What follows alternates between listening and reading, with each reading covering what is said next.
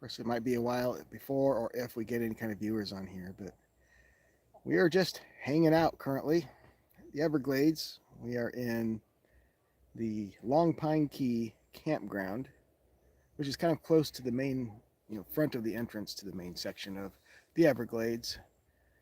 And our campsite is literally steps away from the pond out here. Flip this around so you can see what our view is. Well, maybe I'll flip it around. There we go. So this is Long Pine Key. There is a picnic area across the water there. Off to that side where we have the sunset taking place right now. That is the amphitheater over there. Hey there, PFAM5.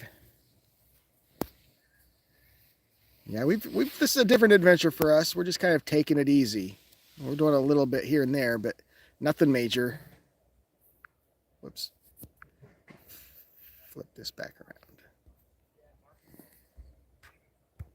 I can't get that off of there.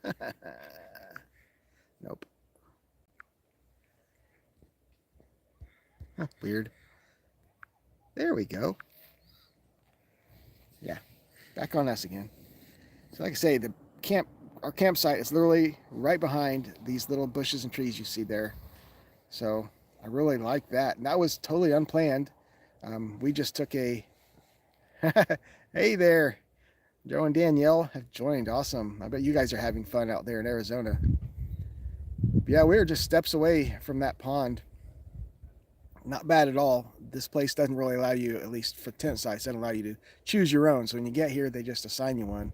And we just got lucky enough to have a site that is just literally right beside this cool pond. Long Pine Key. There is actually a small island right up in there. Hard to see right now, but that is why it's got the key name to it. Tiny little island. But yeah, we're just kind of relaxing.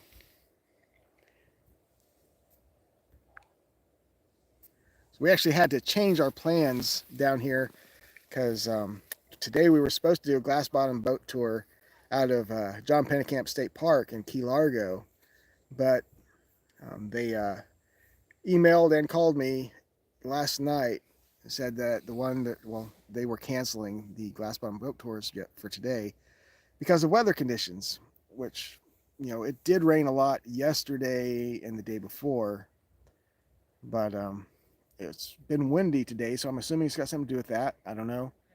And then we changed those reservations to Thursday, and then today got another message from them saying that was canceled as well. So no glass bottom boat tour this time around. So we're just kind of, like I say, even more taking it easy. What all did we do today, Caden? We kind of walked at a few places. Yeah, we went to the Anhinga Trail and what's the name of those? The Gumbo Limbo Trail. And got to see some wildlife and cool boardwalk stuff there. I know Caden really enjoyed the Gumbo Limbo Trail because it's a lot of the weird botany stuff that you only find down here in South Florida that he really found interesting. Yeah. Didn't you? Anything there that you really cared for? There's a lichen of a call I hadn't seen before. A lichen. Yeah, imagine that. I told him we're going to change his trail name to Moss Man because he really likes finding the interesting different mosses, lichens, and that sort of thing. There's one weird fern there too that caught my eye. We have not been to Shark Valley. We missed it the last time we were down here, ran out of time. However, we have a tram tour scheduled there for this Friday. So Friday's when we'll be leaving, so we're going to pack out of here Friday morning and head straight up there to Shark Valley and do the whole tour around there.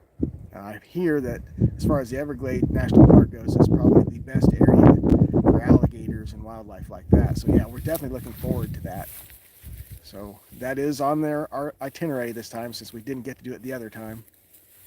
Ironically, the other time we were down here, December of 2022, we were camped in Big Cypress, one of their campgrounds that was right down the road really from Shark Valley, but somehow we never made it. Well, I know why, because it was over Christmas time and everything was already booked. You couldn't get in there for any of the tours. They had no bikes to rent, no tram tours were available, so that's why we didn't go that time in 2022. Yeah, I bet we're going to love it. We love everything down here, It's just such a beautiful area. The climate's mostly awesome. I say mostly because, man, it got muggy the other night when we were still on the way down. We were actually in Ocala. That's where we spent the first night driving down. And that's when a lot of thunderstorms rolled through. And boy, did it get muggy. It was hard to sleep that night. Last night cooled down nicely, though, doesn't it? Yeah, it did. It gets down to, I don't know, low to mid 60s. So that's not bad at all. Definitely better than back in Indiana right now. Yeah. So, yeah, definitely enjoying this. But, see, tomorrow we are going to go down to Key West.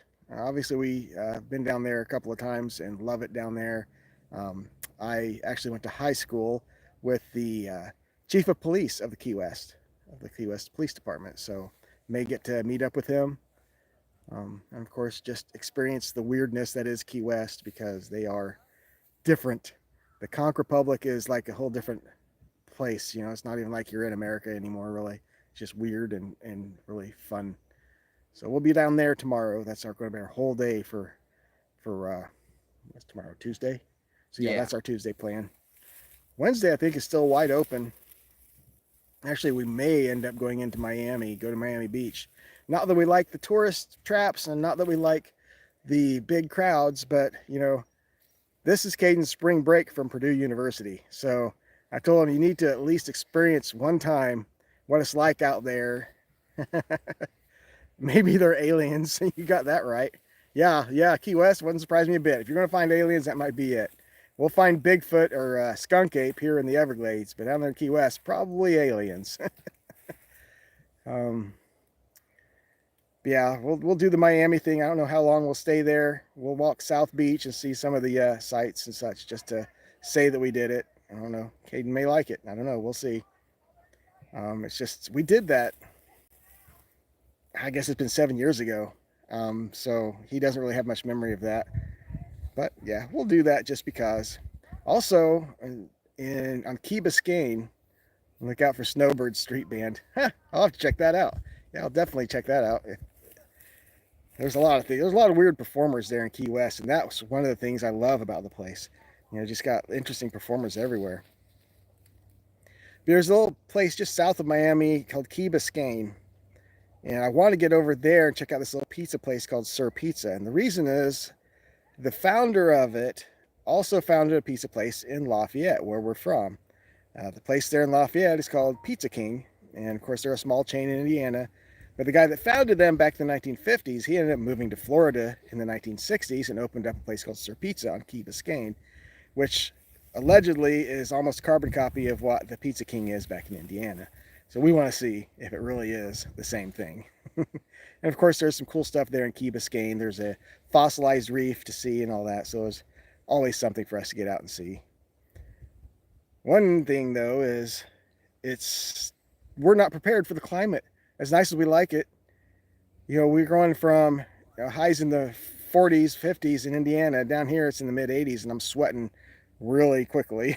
I'm just not quite prepared for it yet. But I'll still take it over the winter. Yep, and then we'll come back home to Indiana and we'll be freezing. Yeah, we'll get used to this during the next week, and then we'll go back to Indiana and be like, why are we still here? Good times. Yep. What else we got planned this week? I think since Wednesday's probably Miami, Thursday's kind of wide open. We may schedule something. We may not. We may just explore the area and relax. We don't often do vacations where we just relax, It's usually go, go, go, Every day we're somewhere different. Yeah, you got that right. If I was somebody that was like from Florida or like where you're at and there in Georgia, and you more used to that climate, and then to go north, that's even more difficult. Yeah, I would definitely take coming down here and sweating as opposed to, being used to this and going up there and freezing. No doubt about that one. I'll take the south climate anytime over up there. I don't even want to call Indiana the north because it's really not that far north compared to the true north, It just feels that way since that's where we're from. And then weird Indiana and that whole area of the Midwest where we still get the super highs like Florida in the 90s all the time in the summer and all the humidity that sucks. But then we get the super lows in the winter, getting down below zero and the polar vortexes and stuff. At least this time we didn't bring the polar vortex with us, Caden. Yeah, that's for sure. Yeah, when we came down in December 2022, that was when they had that polar vortex that came all the way down to South Florida. It was one of the first times in, I don't remember how many years they said, that the Everglades actually saw freezing temps. We didn't bring that with us this time, fortunately. But yeah. Oh well. It's always something different. Yep. We've got a week off in May, but we haven't decided. We may stay somewhat closer to home for that week because our biggest adventure, of course, will be in July. I got 3 weeks off, and the intention is to go to the Pacific Northwest. We've never been up to Oregon and Washington. We've only passed through Idaho. So that's the intention anyway. 3 weeks, all the way up there. So that's kind of what we're preparing for. I've got that new rooftop tent that's on the Subaru, so we're trying to break it in a little bit. Of course, we're still camping in our big old tent here in the campground, but when you're staying at a campground, there's no reason not to bring all the amenities you can. So we did. But yeah, we're just kind of relaxing. Let's go back to the cool view here. Not me, I'm not the cool view. There we go.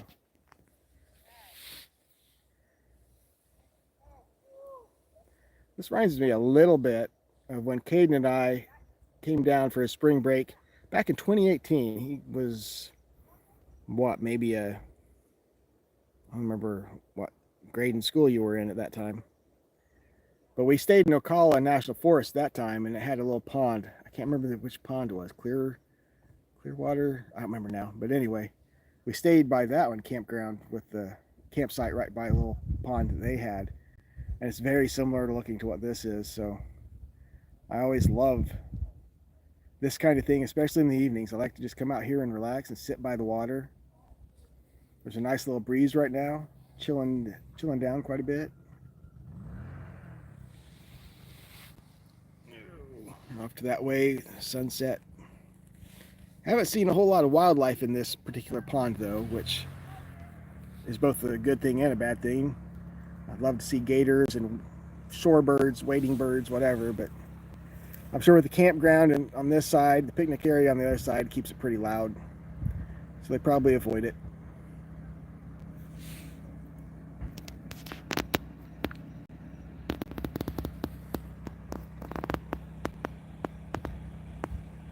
Anything else, Caden? Not sure. Not sure. Yeah, it was funny how often he was stopping, hiking out there today. He stops for every little plant he sees he's not familiar with, and that can be a lot of things. Yep. Sometimes we have to go our separate ways on our hikes because I know he wants to stop and take pictures of these things. He uploads a lot of things to iNaturalist. He's a major contributor on there, aren't you? Yeah. I don't know how many thousands of followers or contributions you've got on there, but he likes to do that. And of course, he takes those botany classes and all that environmental stuff there at Purdue. What about Purdue basketball, Caden? I don't pay that much attention. Yeah, that's the funniest thing. Everybody that sees us and knows, sees something Purdue, like I got my Purdue shirt on. One of the first things they mention, of course, is the basketball team and all that. And sports is not his concern whatsoever. He wouldn't know the players, their names, how good they are, unless I was one telling them, really. But we occasionally watch their games on TV. We haven't gone to any of their games. I think he should. I think as a student, I think he needs to experience that. But tickets for this season for Purdue basketball are outrageously priced. I've looked into them. Some of them are $200 or $300 for nosebleed seats, and we're not doing that. And we're local. But that's the way it is. It's they're a good team, so. And he doesn't worry about it. Yeah. So I don't worry about it. So we do this. We get out into nature. Well, this winter has been pretty slow actually for us getting out into the nature, but we try to make up for it on these adventures, don't we? Yeah, we do. Ah, well. I suppose we should let our good folks here watching us get back to their lives. We're going to sit here and watch the dragonflies. Hopefully, some good stars, because it must be pretty close to a new moon, because we had a great dark sky last night, which is super unusual. Almost every time we go on our adventures, we're hoping to see these dark skies, and it's almost always somewhere close to a full moon that just ruins the dark sky. But it was great last night, so as long as we stay cloud free, hope to see some more of that. Oh yeah, and the eclipse is coming up in about a month. I have no life on a Monday night. I understand that 100%. You know, on my normal weeks, the same. I completely understand that. Yeah, solar eclipse coming up, and it's crossing right through Indiana. So I've already got the day off from work on that Monday that it comes through, April 8th. I'm not sure where I'll go yet because, man, Indiana is building up big. They're going to have crowds everywhere. Even the Indy 500 track, the Speedway, they have sold tickets for people to come out there to experience the eclipse. So I hope all the people that bought tickets for that, I hope for their sake that it's a clear day, because if it's been a cloudy day, then it was a big old waste of money. But assuming the weather is decent, we'll be out in the woods somewhere for it. Because what I like about the eclipse, and I experienced the one in 2017, I went to the Shawnee National Forest in Illinois, is if you're out in the woods and that eclipse happens, the wildlife and the insects change. They know something's up.